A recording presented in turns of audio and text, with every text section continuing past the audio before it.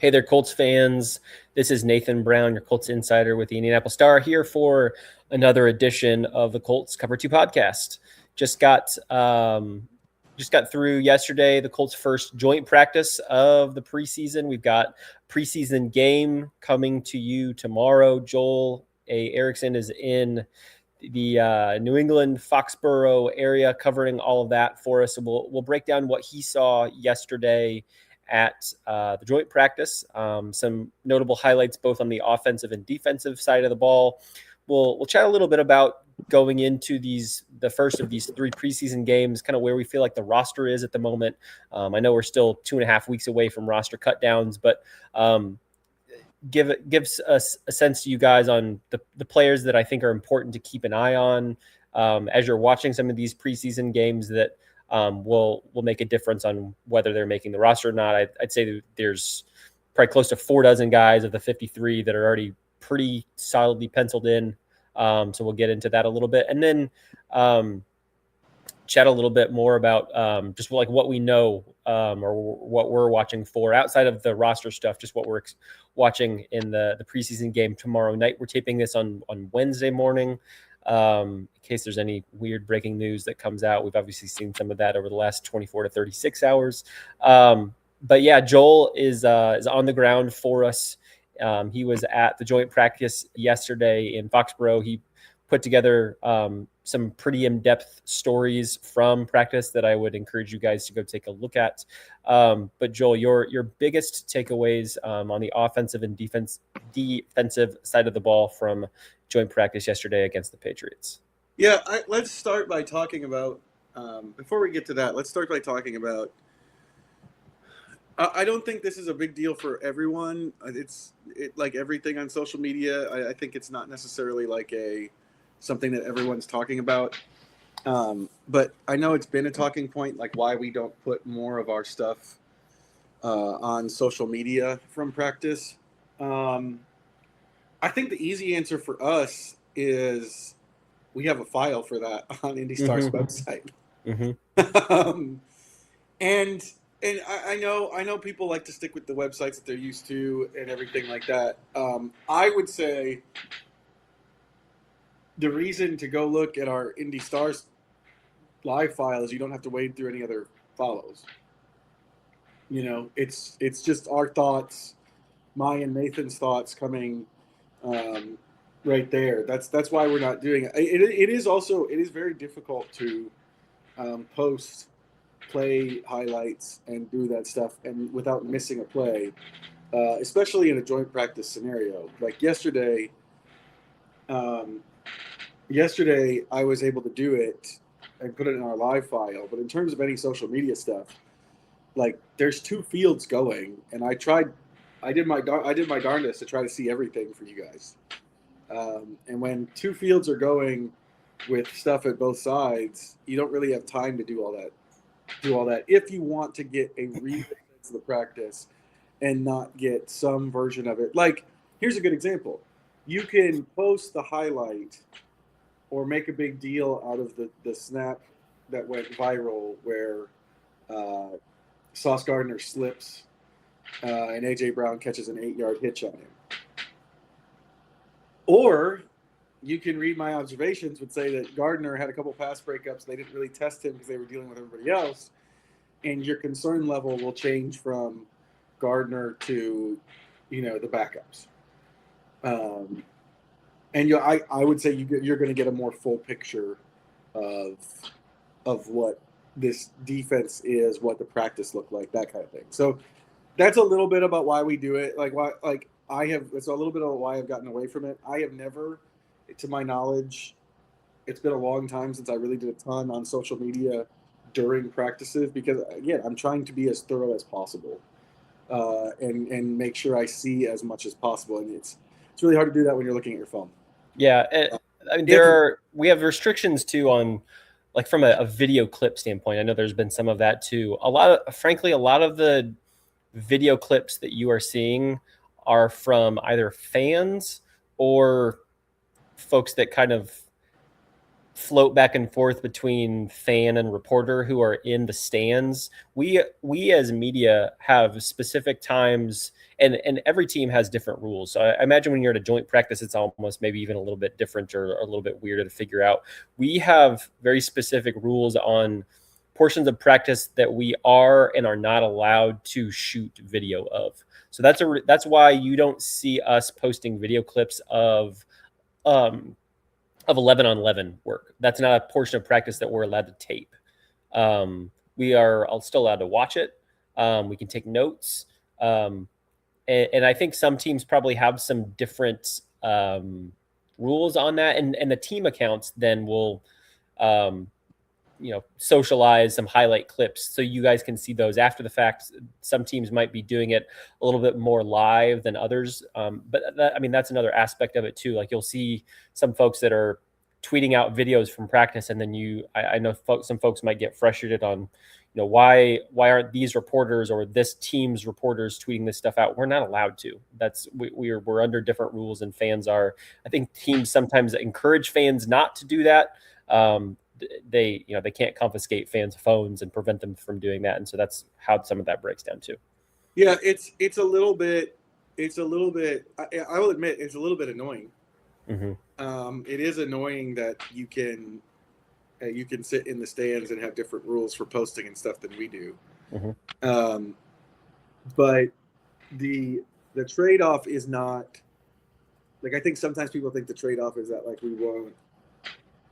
Like it's in our credential stuff. Like it's in our credential is what gets us into games and stuff like that. And in our credential policy, it says don't do this, or yep, we're going to pull your credential. Mm-hmm. And also there are some situations where we don't have a very good view of like the observations that Joel fights to put together.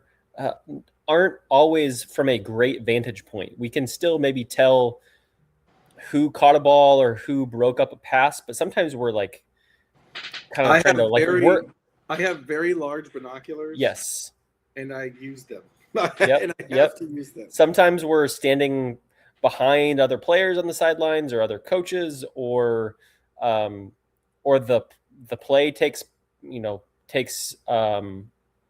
part like either on a field that is far away from us, or just on a corner far away from the field, where we are doing everything we can to just identify with our own eyes what happened, and then trying to write in our notebooks that we can then, from Joel's standpoint, put onto paper in his observations that he puts together immediately after practice. And with the way Shane runs practices, you are going really, really quickly from play to play or drill to drill, and there's not a whole lot of time. I mean, Joel and I do it. Joel does a really good job of it, especially for a lot of the 11 on 11 stuff during practice. But we have that live file, which we've been doing now for Indy Star, where we are providing live thoughts, observations, analysis of what we are seeing. But we can't document every single play. And the only time we're able to do that, especially during the team drills, is when they break and do something else. Maybe they're breaking into field goals or punt return, or some more like one-on-one type drills. We can take a second and pull out our phones and pop in a couple observations on what happened in 11 on 11, and we publish that, and you guys can follow that file and watch as it updates throughout the time that practice is going on, and you'll see those as it updates. But there also might be a portion of practice where they're doing team stuff for 20 minutes, and we can't break away to put in observation in that file or tweet something out, or we will miss something. Especially in a situation like yesterday where Joel was the only one of us who was on the field, who was on the ground in Foxborough.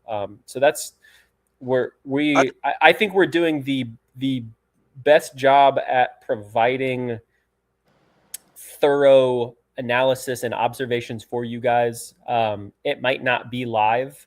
I know that's what a lot of us have grown accustomed to watching, and some of that will be out there. There are folks out there that will tweet out clips or maybe tweet a little bit more play-by-play action that it's going on in practice. I think Joel and I view social media, especially during practice, a lot the same way, where it's a tool to put news out there, whether someone is practicing, whether someone is gets injured. That's at least how I view that, along with helping to get links like our live blog out there so that you guys can see it, so it's in your feeds.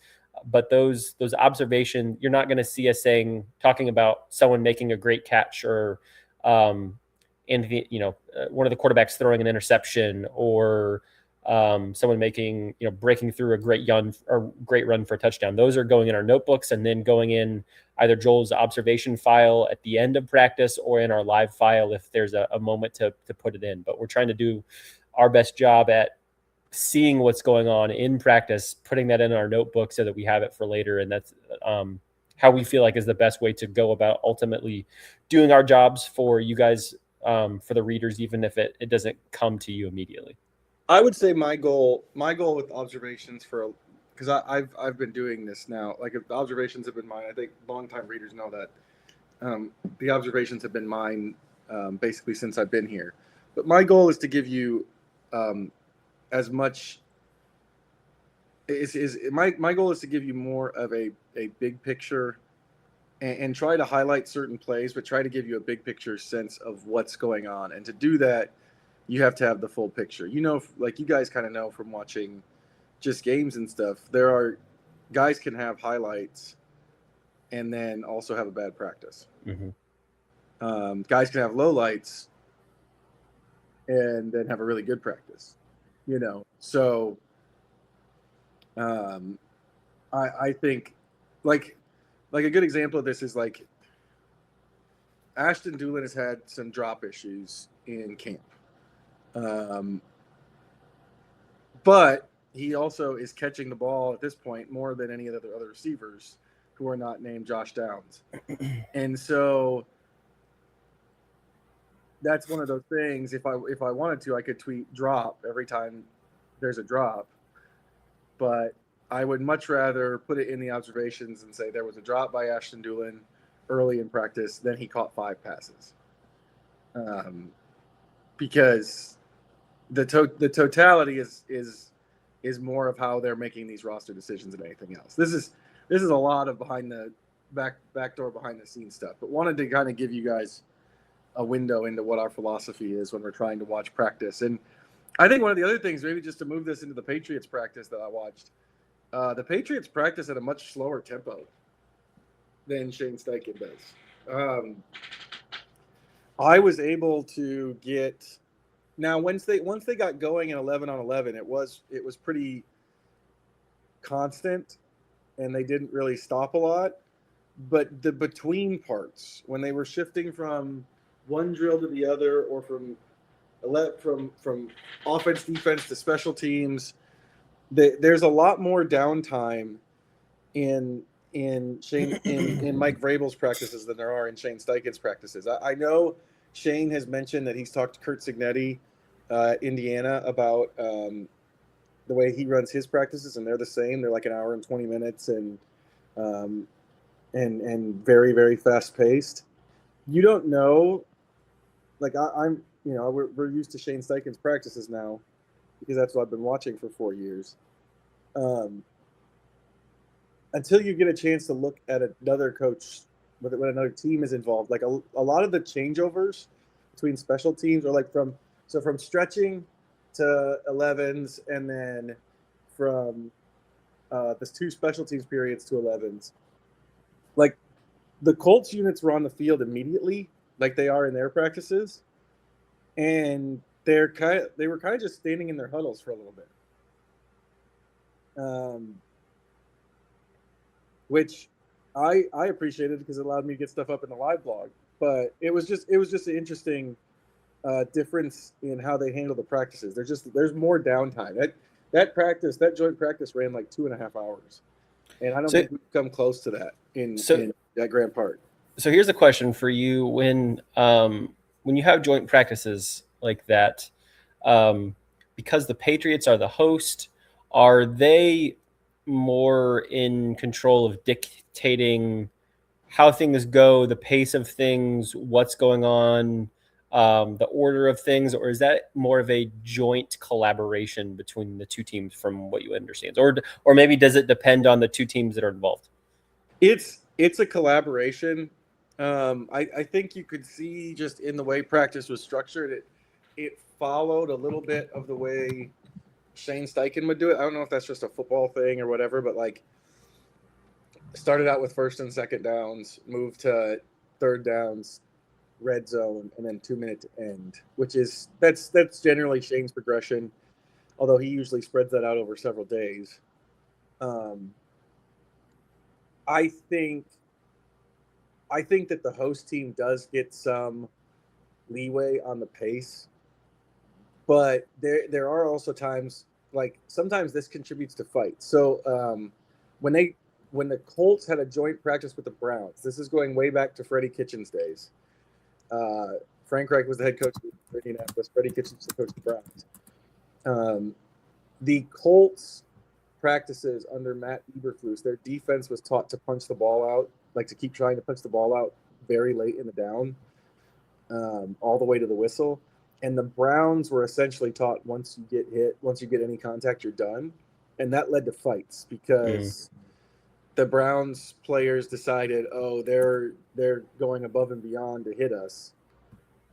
And the Colts players were like, this is just practice. It's just how we practice.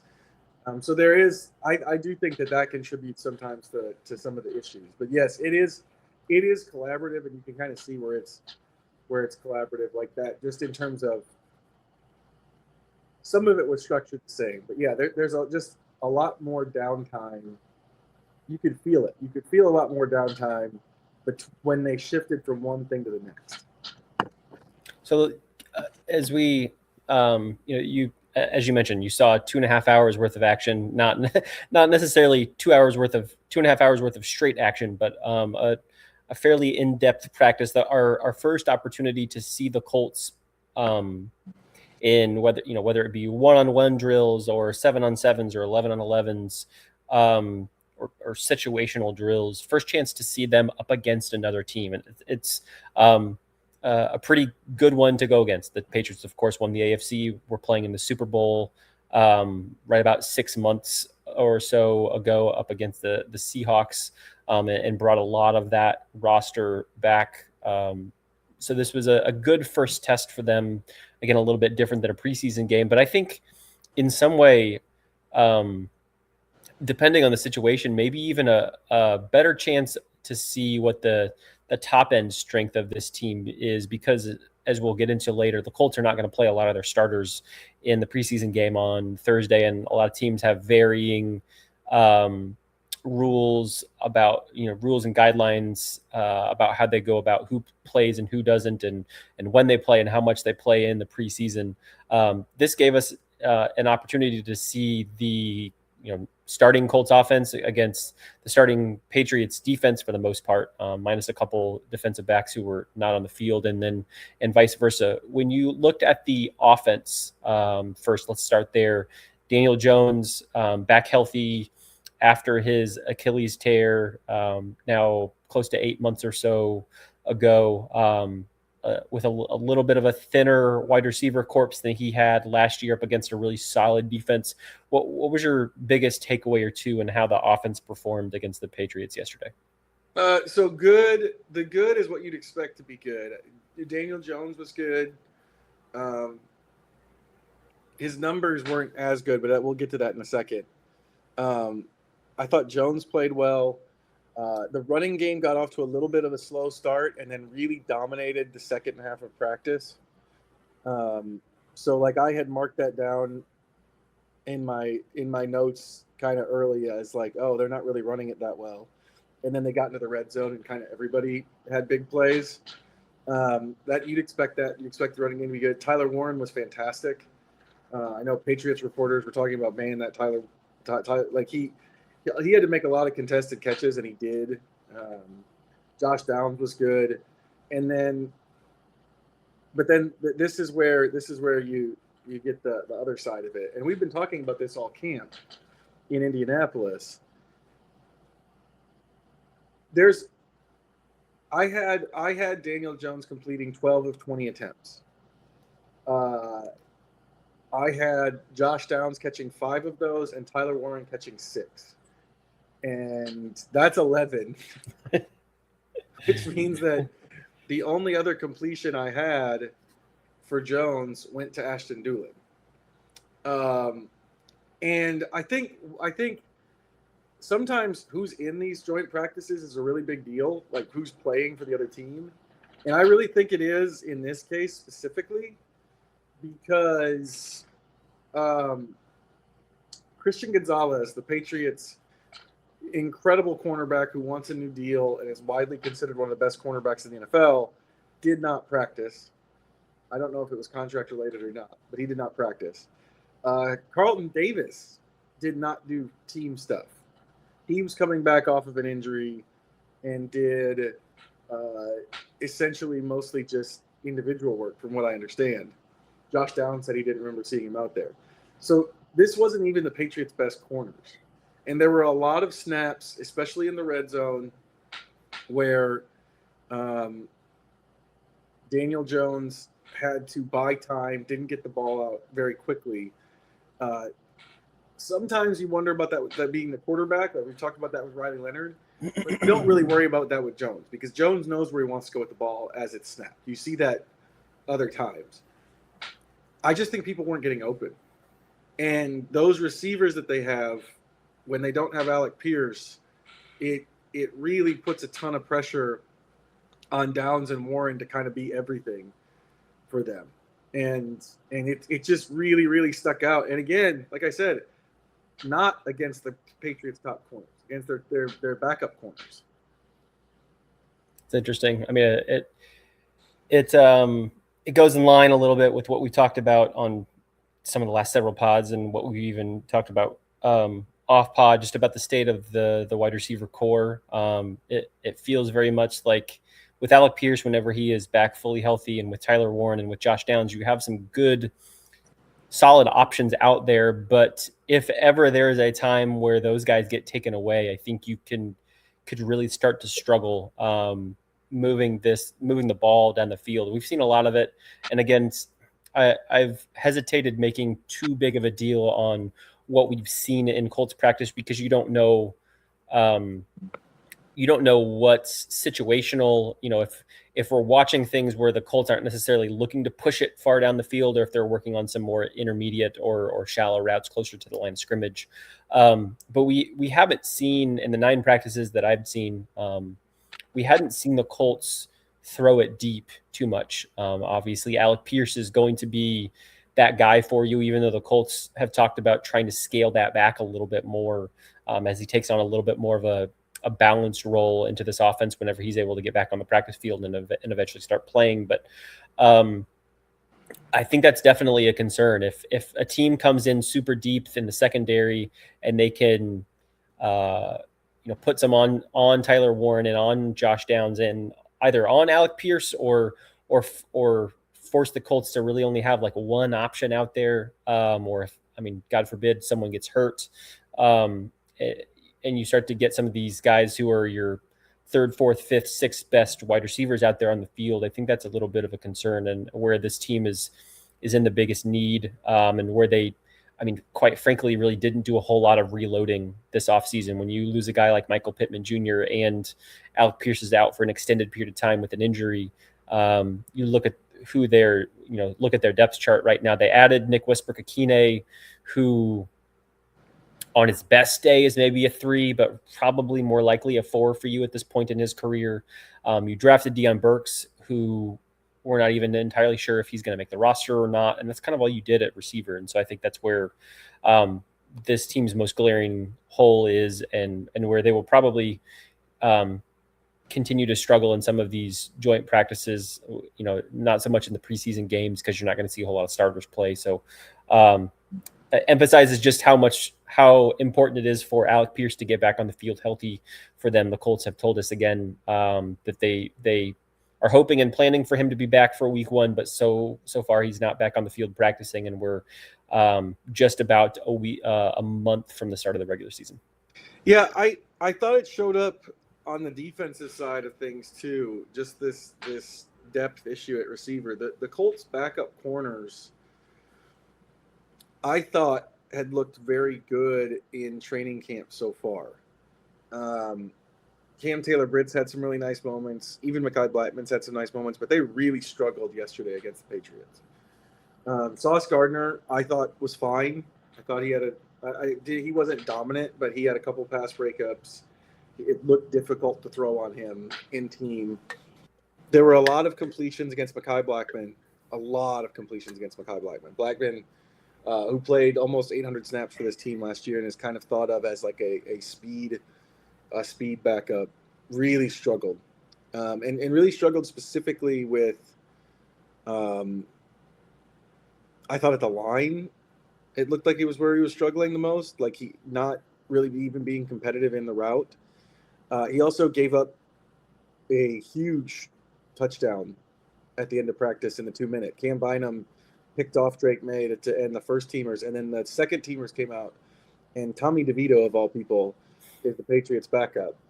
And his first play in the 2-minute, Mac Hollins was by himself.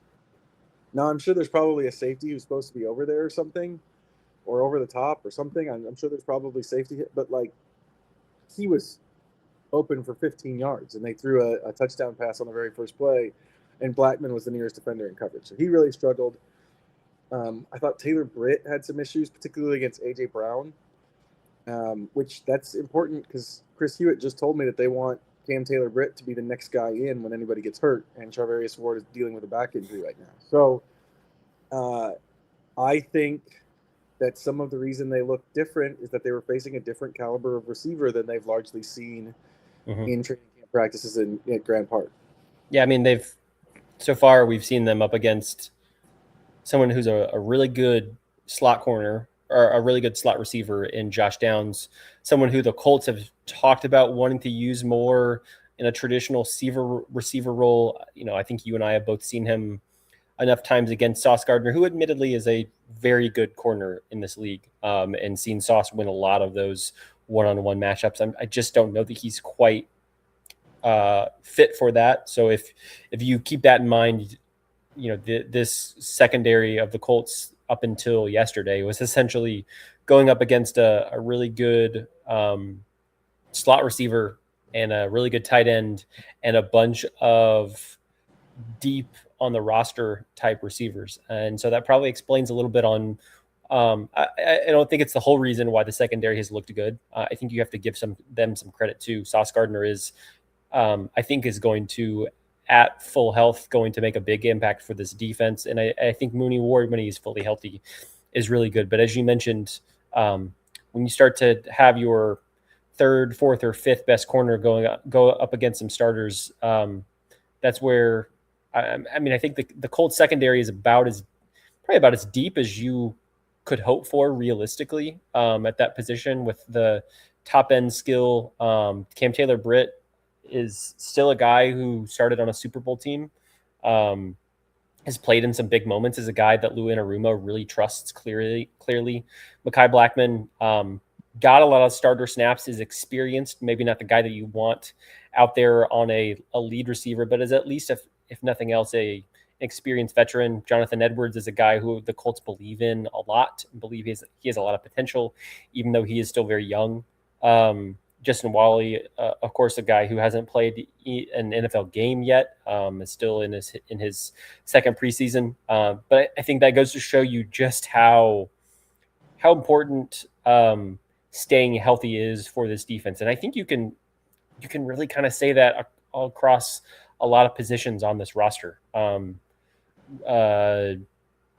receiver, secondary, defensive line, quarterback, quite frankly. I think there are a lot of spots on this roster where at full health, I think this could be a very good team. But if you start to deal with a couple injuries at some key spots midway through the year, I don't know that this team is that much better prepared to be able to fight through adversity come kind of like how they saw last year. Now, am I saying that they would lose 7 games if they went to their backup quarterback and lost DeForest Buckner? Not necessarily, but a lot of those games were really close, and I think they could have gone a different way. But I don't think that this is a roster that has been transformed enough in this offseason to be able to withstand a couple key injuries if they come at the right, or you would probably say wrong spots.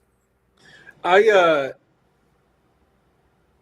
still think Taylor Britt has something to him. Like his issues were more at the catch point yesterday than they were as glaring as Blackman's were to me. Part of that story is also I didn't think they got a lot of pressure on Drake May. I know that's another thing that people have been paying attention to, but yeah, I do think like some of these issues in terms of talent show up. And the other thing is like they've had, I'll just say it, like I'm not going to knock on wood or anything because I'm in a hotel room and I don't have any. This is like a marble top desk. They've had a pretty healthy camp. I know it might not feel like that because, I think as a fan, you want everybody healthy. And anytime someone sits out a day, it feels like they're not. For the most part, the injury reports have been like a handful of guys, like 4 or 5 or 6 guys. If you want to know how weird that is, go look at the Packers right now. Or the 49ers. Who've like I saw one Packers writer at one point putting out like 15 dudes that were hurt. And I saw LaFleur said something about like we're kind of more at like an 80-man roster right now with some of the injuries we have. Like that's more typical for training camp, honestly. Honestly, in training camp, I generally think of having like 10 guys out every day, and they Colts haven't had that. And I will say this: and the Colts got 4 guys back yesterday. Am I right? Yeah, right. And the Colts, that's going to change starting. Really, we're taping this on Wednesday. That's going to change on Thursday night. I don't know if people realize this, but as soon as you start playing preseason games, the injuries start to tick up. So, because that's why you're not going to see a lot of starters. Yeah, we've had padded practices for a week and a half, but in reality, I mean, you're not doing full-on tackling, especially when you're talking about going up against your own guys. You're hitting a little bit, you're running, you're getting hit at the line of scrimmage, and plays are getting whistled once. There's a considerable number of guys running into each other. I mean, we've seen some passes in 11-on-11 when the Colts have been going up against their own defense. Some plays where a receiver would have gotten knocked hard to the ground, and a safety or a cornerback had to kind of pull up, hit a little bit to let the guy know he was there, and not just make it look like it was a clean, spectacular catch. But you're going to see some actual some actual true no holds barred physicality once you get into these preseason games, and that's where some of these injuries are going to start to crop up. Yeah, I think that's my big, like the receiver thing just really sticks out from what the corners have figured out. And then the other thing was like I sat down to look. This might be a little bit too much. I do it by periods. Some people take their stats as they go. With the quarterbacks, they just take the whole practice. I do mine by periods and then count it up later because I want a sense of how the practice moved, kind of. So I sat down yesterday to tabulate up who got completions, and I'm realizing that with the first team that Josh Downs and Tyler Warren had 11 of the 12 completions, and that really jumps out at you. It's a training camp practice where Christian Gonzalez and Carlton Davis aren't out there, and your slot receiver and tight end are by far and away the most targeted guys, and that jumps out. I think that's my biggest takeaway from the first joint practice is just I think there's significant reason to be concerned with where they are at in the receiver room, and that's even with saying that I think Shane Steichen is really good at getting guys open, because There's stuff you can do against man. There's stuff you can do against zone. You can scheme a lot of stuff open, and really, I think a lot of what Michael Pittman's production was last year was Shane Steichen scheming him open. But there's also some plays, like I'm thinking about the last play of the Texans game in Lucas Oil, when they needed Pittman to make a play, he couldn't make the play, and they don't even have a Michael Pittman right now. Yep. So that's my big concern coming out of this practice. Yeah, and let's touch on it briefly because it obviously was a big storyline yesterday morning. We don't need to go in too deep into the nitty-gritty of it, but Chris Ballard spoke to you guys on the ground yesterday for a couple minutes just to kind of give an update. We didn't learn a whole lot of concrete new facts, I don't think, about where Alec Pierce is in his rehab process. I know there's some folks out there that are trying to be social media doctors analyzing how he's walking around on the field when he's not even doing drills, or how he looks in tennis shoes, or what his calf looks like. I don't think we need to get into any of that. But Chris told us, who of course did tell us he thought he would be out 1 to 2 weeks, literally 2 weeks ago from yesterday, in terms of when Pierce would be back on the field for practice and training camp. Clearly that timeline has not panned out. What was your biggest takeaway from what you heard Chris say yesterday, or where you feel like things stand reading between the lines on Pierce's progress and his potential availability as we work our way through the rest of training camp and the preseason? The question, I only asked one question, and it was the one that I think is the one that matters the most, was, do you still expect him back for the start of the regular season? He said that's the plan. Yeah, plan, I think, is like when you only get a couple word answer there. I think plan is carrying a lot of weight there. Yes. Because he didn't say that, yes, he will be back. He didn't say, he didn't even, I don't know, I guess you could say expect and plan are about the same thing, but maybe there's even a little bit of difference there. He didn't say hope. So that would probably be the most worrisome word to hear there. But there's not anything definitive to operate off of. It's what they are expecting, but it's still not anything set in stone. I do think it was significant to see him working with trainers. Mm-hmm. We have not seen that other than just riding the stationary bike, which I can't remember if I talked about this before. You can ride a stationary bike with a lot of injuries. It's not an indicator that you're close. Yes. But working with the trainers is an indication that you're making progress. So we did see that for the first time. I do think that's the other thing, but yeah, that they're still planning that they'll be back for the start of the regular season, which is further away than you think. We're taping this on August 12th. We are under a month though. And I wrote a story. I wrote a story today, and part of it was a little educational for me, still being in my first 12 months on the beat. You can maybe speak to this even a little bit more in terms of once we get down to roster cutdowns. Pierce currently is on the active / physically unable to perform list.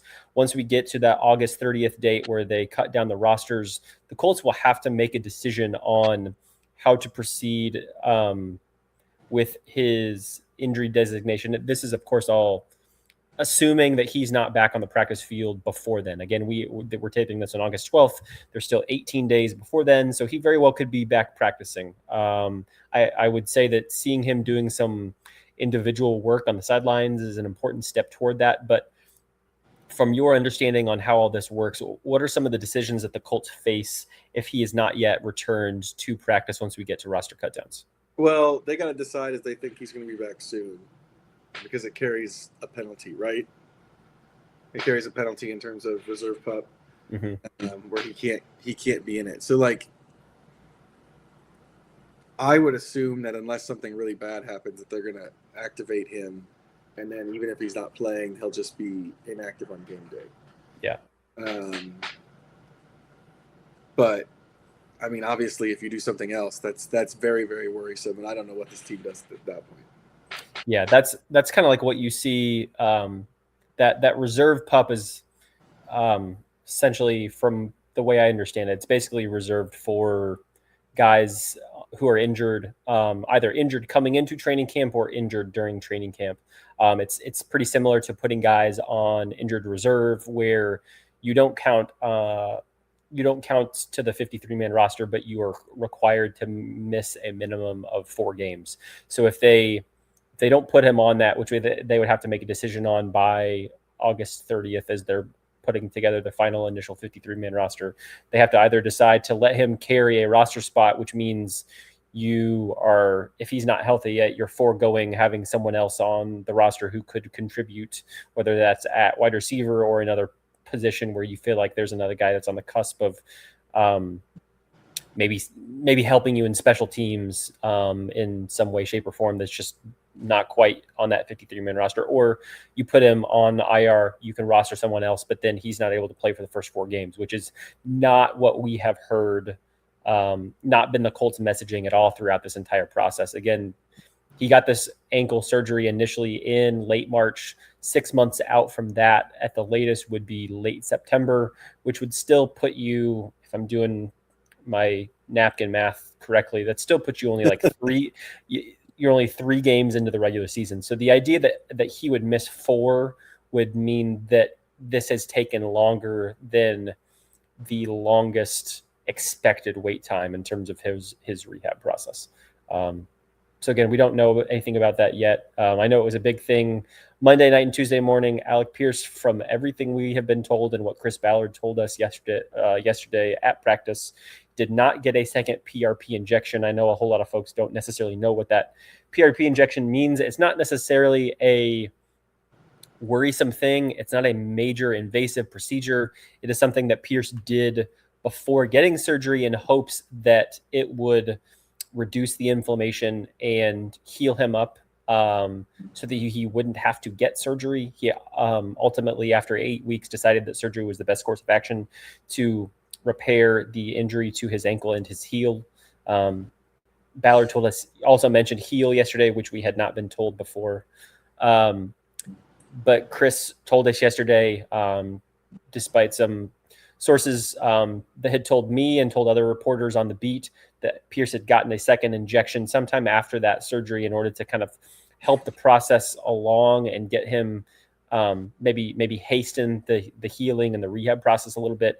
Did not get that. So we're kind of back to where we were in terms of what we know about his rehab process, where he is, and we'll hopefully from the Colts standpoint, I imagine you want to continue to see him be able to be out there on the field doing some individual work. That doesn't mean that he hasn't been doing some things with trainers outside of these practice times. There's a lot going on behind the scenes, either back at the team hotel or in the facility that we don't get to see, that we don't know is going on. So it's not like Pierce has just been sitting stationary until yesterday. He's still been doing some work, I have to think, but this is just the first amount of it that we've gotten to see publicly, which is a good sign. So we'll see how that progresses.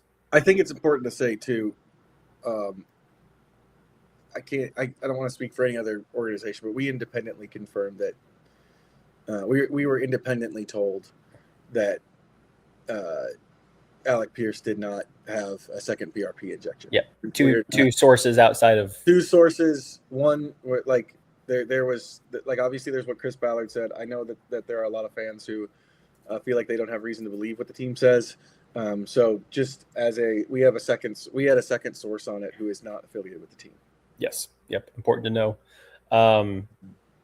So let's before we finish up here, I'm going to throw out some names to you as we are getting to this first preseason game. Again, still 3 games to go, a half dozen or so practices before training camp and the preseason is over to make some of these roster decisions. But I think it's helpful to kind of get a sense of where we feel like the Colts roster is at the moment. Again, they have 90 players.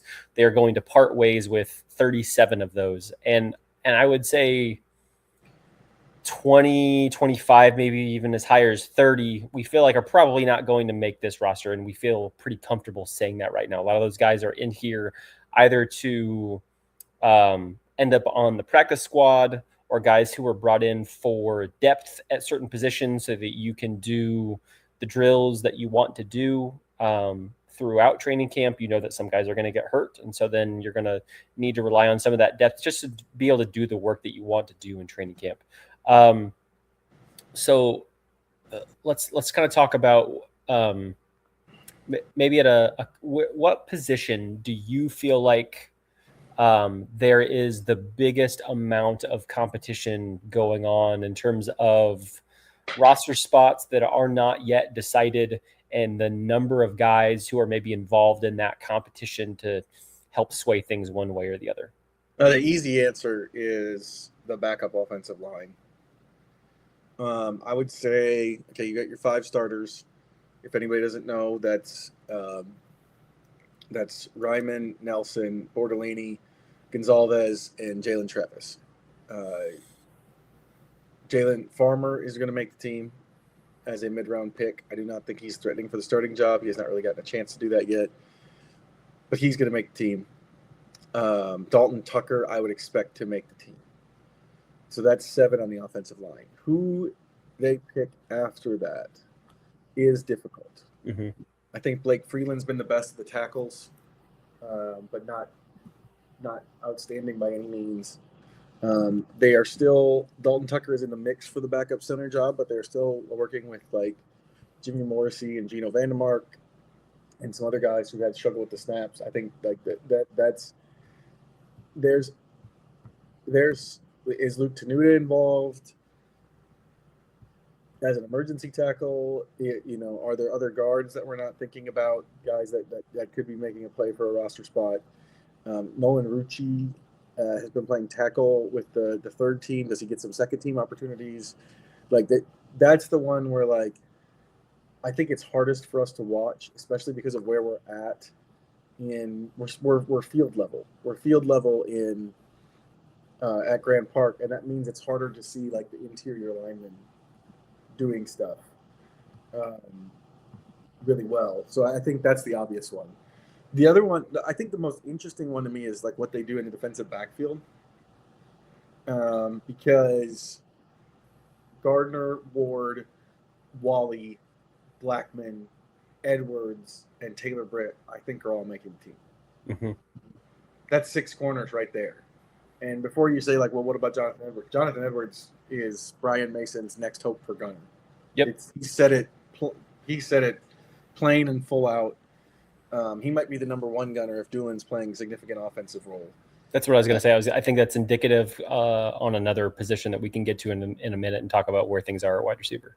But that's 6 corners. And then safety-wise, Bynum, Wohler, Halsey, locks. Beyond them, I think Jonathan Owens has a good camp. I really think Trey Washington has had a good camp. Jonathan Owens has done some personal protecting and punt. That if he's playing a significant amount of special teams, that's a big deal. Wanya Thomas, who they signed in free agency, has not really done anything in training camp so far. Yeah, I read in my roster bubble story that he kind of has just felt fairly invisible. Like, he's not necessarily done anything super disappointing, but we just kind of haven't really seen him pop. And I feel like that's one of those things where, especially if you're running with the second team, and you're trying to earn a roster spot, you want to take advantage of any opportunity you might have to make some plays. And I don't really feel like we've seen that from Wanya Thomas. We've seen a couple good pass breakups from Jonathan Owens sprinkled in throughout. Yes, again, a lot of them with the second team, but that's been something where I feel like those two probably competing a little bit for one of those final rotational safety spots. And Jonathan Owens' role, Brian Mason made a point to say his name when we asked him some of those guys that could play a big role on special teams, especially some newcomers, and Jonathan Edwards and Jonathan Owens were 2 guys that he made a point to mention to us. And so that's, I think, important when you're talking about who could take one of those final roster spots. Yeah, and the other thing with Wanya Thomas is he's gotten a lot of time with the developmental unit, mm-hmm. which when a rookie is with the developmental unit, it's not a great thing, but it's not necessarily a bad thing because they're a rookie. Like Caden Curry has gotten some snaps, so I don't necessarily think it affects him the same way. Although I do think the defensive end room and the defensive line could get kind of squirrely there. Mm-hmm. But the fact that Thomas is there as a veteran, Jalen Jones has also been a lot on the development team a lot as a veteran, and I think that's a not a good sign for their roster chances. Mm-hmm. Let's move to the first two levels of the defense, the linebackers, the defensive line. Who do you feel like are locks there, and who are some of the guys in both of those positions that you would expect to have a lot riding on how they perform in preseason and the rest of training camp? Akeem Davis-Gaither's on. C.J. Allen is on, although his injuries have, I think, complicated that picture. Bryce Betcher will be on. I think Jalen Carlisle is on. He is, obviously struggled a ton with injuries through his career. But Lou Anarumo said the other day that they're going to play,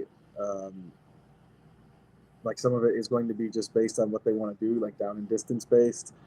And Carlisle gets a lot of time covering people. He just does. Austin Ajike is another guy, like, I know fans don't really know about him. He had like 150 snaps last year. Like, he makes plays in camp. He spent a lot of time. I mean, they've been rotating guys through. They've had 6 players rotate through first teams. He spent a good amount of time with the first team. Yeah. Ajike, I think, makes it. I don't know what to think about a guy like West Weeks, who's gotten a chance. Linebacker, it seems like there's a fairly large gap between like the first 6 and then the next ones, just because we see who they rotate with the first team. Defensive line is interesting to me. I would not keep a second nose tackle right now, and I can't imagine what would happen to make me want to keep Derek Nottie or Tim Smith, based on what I've seen so far. I think you could. Roll with Colby Wooden and Tommy Adebawore as the only 2 backups behind Buckner and Stewart. And in the event that Stewart goes down and you need a nose, Colby Wooden did that for the Packers. So he can do it in an emergency role. You can also use Michael Clemens there. Michael Clemens gets a lot of interior work. He's got that Tyquan Lewis outside-inside thing going. So I would not keep an extra nose tackle. The Colts have tended to like keeping an extra nose tackle in the past.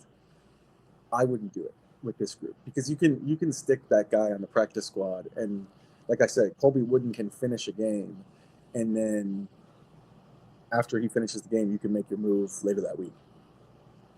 Defensive end, Latu, Trimoloau, Key, Clemens. Although, like I said, Clemens will play both spots. I kind of think George Gums might make it.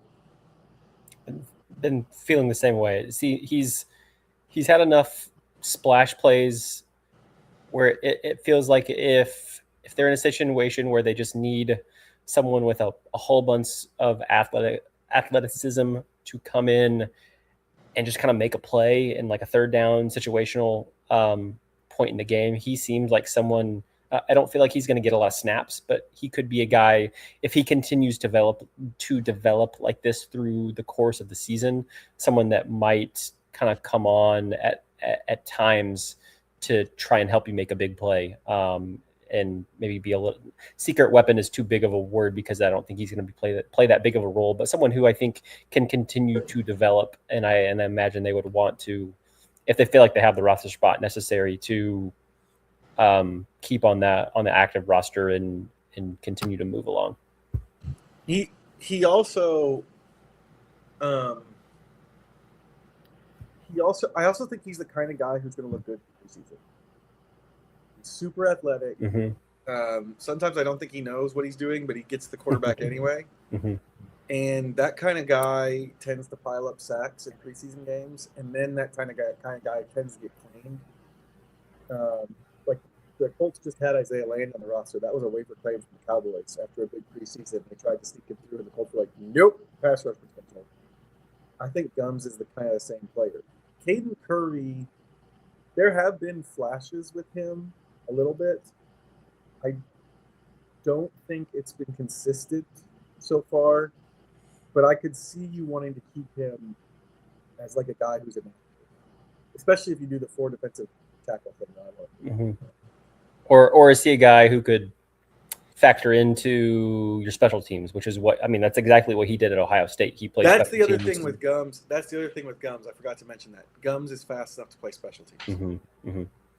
Mm-hmm. Curry, essentially sat behind Jalen Tuamoloau for several seasons at Ohio State and almost exclusively played special teams and waited for that opportunity to take on that starter role. Really only had 1 year as a starter with the Buckeyes and showed out, earned himself a chance to be drafted. And I wonder, even if he's still a little bit undersized for you at the defensive end position, and still a little raw, if he could, if they need someone with his body profile on special teams, a little bit bigger guy, who could just kind of make plays, if that's something where he could fit in, or as you mentioned, like one of those guys who's one of the last on the 53-man and is oftentimes inactive, but maybe still makes the cut because you want to keep him on that active roster.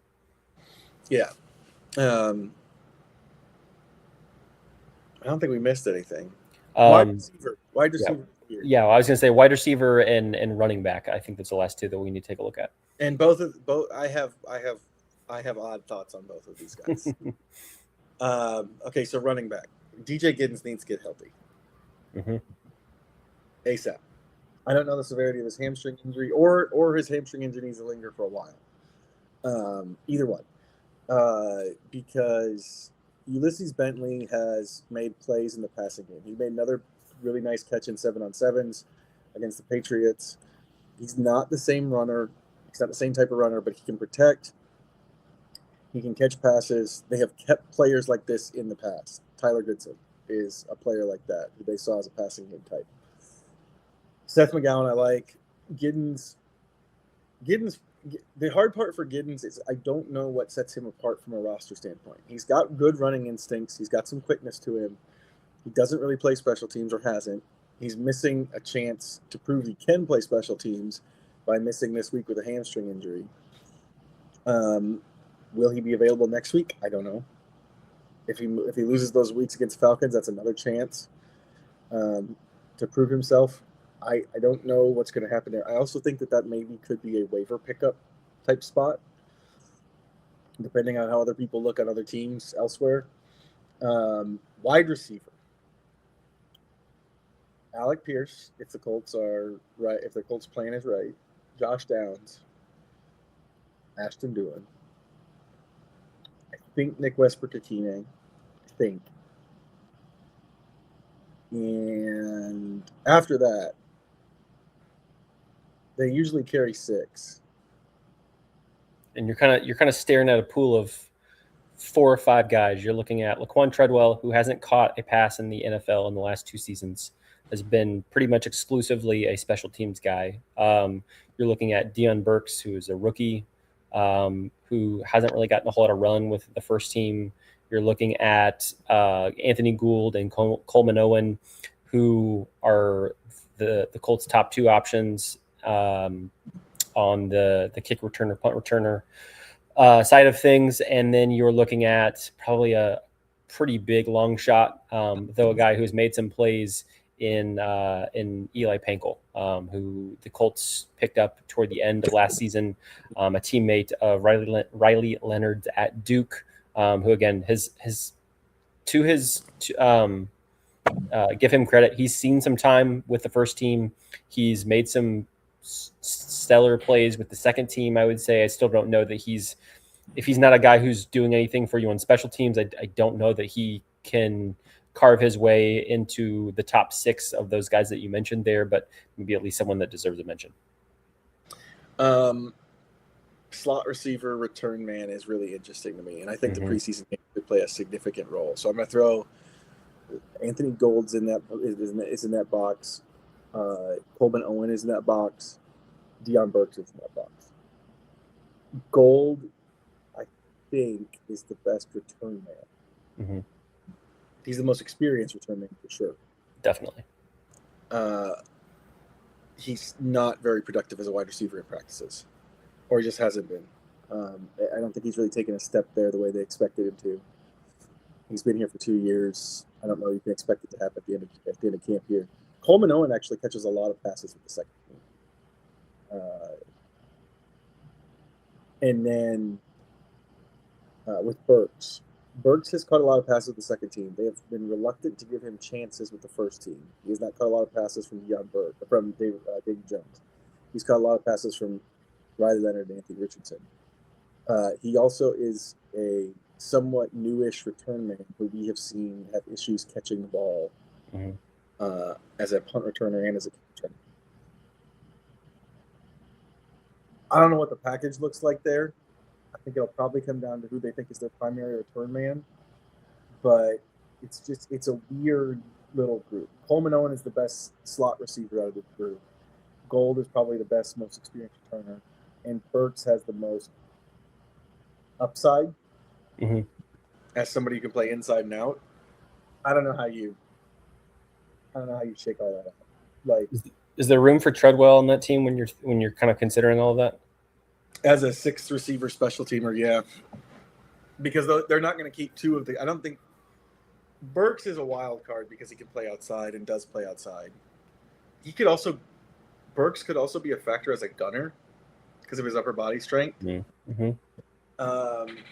So in theory, I think you could keep Burks and one of those two slot/punt return guys if you don't feel like Burks is your return man. But a lot of that stuff is going to shake out in the preseason games. Mm-hmm.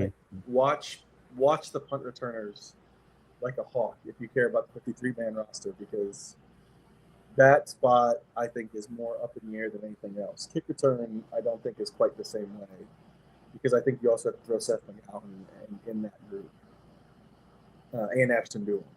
Mm-hmm. But I do think you need to watch those punt returners to figure out what's going to happen with that fifth. I still think they'll keep six. They almost always keep six, but yeah. I also am a little concerned that it's not. I feel like I'm stretching to find the last 5 or 6 spots on the roster as opposed to being like, I can't believe they're going to have to cut this guy. Mm-hmm. That's not usually a good sign. Yeah, and then something that I know Colts fans have been clamoring for, if they go and sign a Keenan Allen, then who does that bump off the roster at that wide receiver spot? I think Treadwell. Yeah. I don't think he had a hamstring injury which kept him out.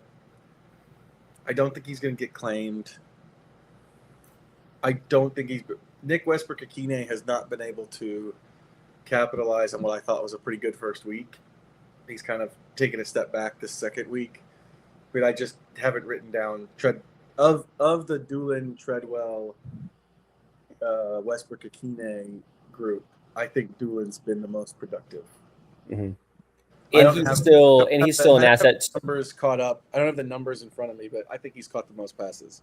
And he also proves, even though the Colts will scale back his role on special teams, he still offers you a good amount. Like he gives you the most bang for your buck, even though I still don't think you want him catching 30 to 40 passes necessarily. No. But when you're talking about Westbrook-Akine, Doolin, and Treadwell, in terms of overall potential impact on your team, I think he provides you the most upside overall between special teams and wide receiver than Westbrook-Akine, who's not going to play on special teams, and Treadwell, who might play on special teams. But in the 2 seasons he's been on the Colts, he's not caught a single pass. And I think I mentioned in the story I wrote yesterday, he's been on the field on offense like somewhere between 40 and 50 plays. And I'm not even sure if he's had a single target, but he's not caught a pass. So that shows you when he's on the field, he's blocking for offense. They're not throwing him the ball. So yeah, Doolin feels the safest there, and then whether they make a move or not at wide receiver could determine who gets one of those last rush spots. Tight end, we didn't mention that. Seems pretty self-explanatory. Yeah. And only thing that changes that is an injury, and is there a way to get Will Mallory active? Because if you were taking all of the receivers and tight ends together as like, and I was ranking like who I was the most confident in catching the ball and getting open, like there's the Warren, Pierce, Downs tier, and I'm not convinced I wouldn't put Will Mallory fourth. I don't think you're wrong. Based on what we've seen in camp. Yeah. He doesn't drop passes. He can make the sort of extra catch. He's not super fast, but I might put him fourth. It'd be between him and Doolin, and Doolin has had some drop issues. Doolin gives you more explosive play potential, but like, man, in terms of reliability, if Tyler Warren goes down, it seems like Will Mallory could jump from like number 4 on the depth chart in some ways to taking a lot of those snaps where you actually need to throw the ball to a tight end and actually have him be a pass catcher, not just a blocker. Yeah. Yep. So that's where we sit. We will learn a lot more in less than 36 hours. The Colts take the field against the Patriots tomorrow night at 7:30 in Foxborough. We are still a little undecided on when we'll have our next Colts Cover-2 podcast. The Colts practice 2 times over the weekend on Saturday and Sunday. They have Friday off after their preseason game. So the pregame, the preseason game is going to, I think, dictate it. Yes. Yeah. If there's something big either in the quarterback battle, which of course we didn't even mention there, I'll ask you that. There's been some people that still think that if Riley Leonard wins this backup quarterback battle, that the Colts should just cut Anthony Richardson free and stop waiting to trade him. Do you think if he has a good but not great preseason and Riley wins the job, you still think Anthony Richardson is on this roster if he's not been traded for by week 1? Yes, and I think they're in a spot where, like, the way I've come to think about, for a long time I was like, you know, someone's going to need a backup quarterback. Like the Lions need a backup quarterback now. Teddy Bridgewater retired. Tommy DeVito, for goodness sakes, is the Patriots backup. But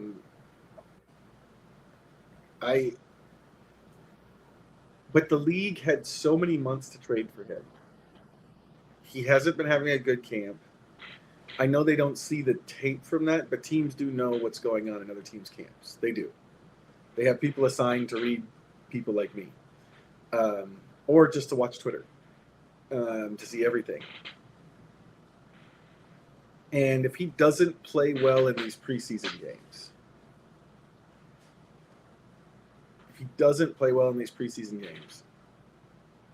will they be willing to take him on? I don't know. I mean, I would argue if he's as a 4th-year former first-round pick, if he's not able to beat out Riley Leonard, who is a 2nd-year 6th-round pick, and be the Colts backup quarterback, then I don't know if you're another team why you would say he should be your backup quarterback. I mean, or unless you were really in that bad of a situation from a quarterback standpoint, whether you've had an injury or your depth is not what you wanted it to be, or. I've been thinking about it as like the Trey Lance situation where Dallas took him and like kind of had like 2B and 2A or whatever at their backup situation at the time. But the injuries with Richardson have been so consistent and in some cases so unique with the eyes. Mm-hmm. I'm not convinced anymore. I'm not sure anymore mm-hmm. that that's what will happen, which is weird to say.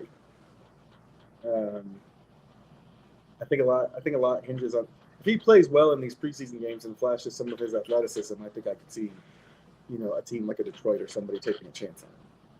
Well, let's say he doesn't beat out Riley. He doesn't overly impress. His contract is guaranteed. So the Colts are going to. Yep. So you think rather than you don't think there's the Colts get into a position, and I know we're talking hypothetical, and a lot of things are going to happen in the next 18 days between now and roster cuts. But so you don't anticipate there being a situation where the Colts would rather pay him, but then still have someone else on the roster and actually cut him. No, because I think even if Riley's the backup, you could envision a time when if Jones goes down, if Leonard goes down, you'd rather have him taking the ball than whoever, whether it's Easton Stick or whoever else your number 3 quarterback would be. Yeah. You'd rather have Richardson take it. You can play a specific offense with him. And he is 8-7 as a starter for you. So I think you just keep him because you need 3 quarterbacks anyway with the way the emergency rules work.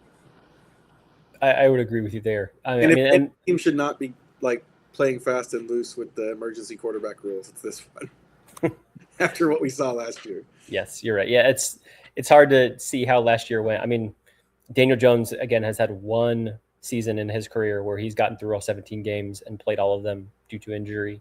So if he does get injured at some point this year and misses 3 or 4 games, which seems, according to his career, to be almost a foregone conclusion, even though that has nothing to do with, what happens in the future now, you are one injury away with him and one concussion, one bad hit with Riley Leonard in as your backup.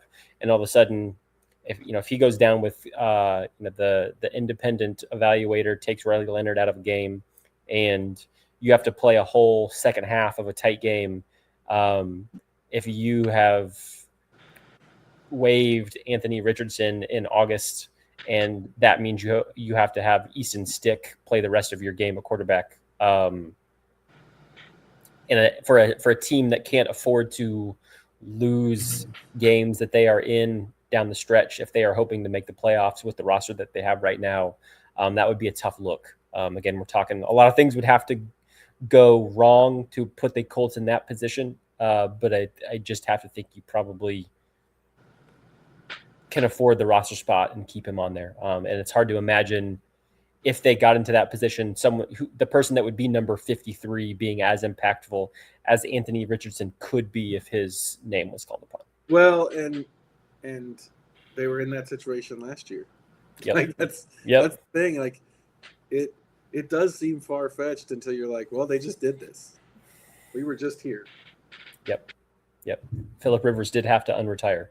Yes. to play 3 games for the Colts for a Colts team that was still battling for a playoff position. All right, that will do it for us on today's edition of the Colts Cover-2 Podcast. Thanks for sticking with us. We'll be back with you sometime, if not shortly after the preseason game on Thursday night. We will come back with another episode on Monday after we've gotten a chance to watch the preseason game and watch a couple more practices and get a better sense of where things stand heading into those joint practices next week at the Colts facility at Grand Park.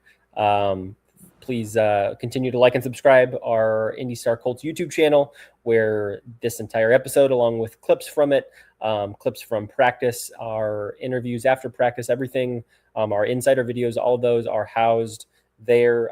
Continue to follow our work on IndyStar.com. Subscribe, hopefully.